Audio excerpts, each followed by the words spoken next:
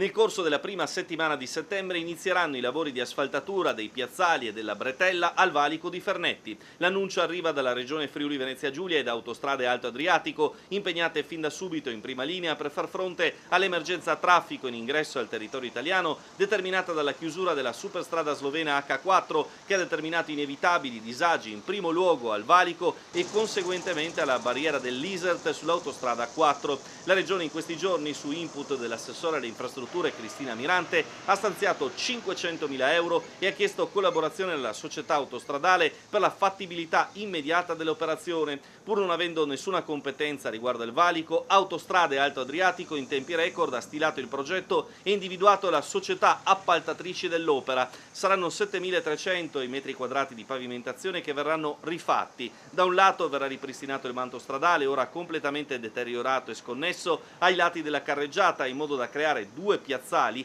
uno per i mezzi pesanti e uno per i leggeri, dove la Polizia di Stato e di Frontiera potrà effettuare in maniera più fluida e sicura i regolari controlli reintrodotti con la sospensione del Trattato di Schengen. Dall'altro, con la riasfaltatura della bretella interna all'interporto, sarà possibile creare un'alternativa preferenziale per l'ingresso nella A4 delle vetture private. Una volta ultimati gli interventi di sistemazione entro settembre, si potrà così passare al raddoppio di corsia sul valico, in modo da accelerare non solo le operazioni di controllo e di entrata, ma anche rendere più fluido il transito, in particolare dei mezzi leggeri, tra questi lavoratori transfrontalieri che a oggi sono costretti a marciare a una sola corsia di marcia e quindi incolonnati dietro ai numerosi mezzi pesanti, di media 3.000 in più al giorno dopo la chiusura della superstrada slovena.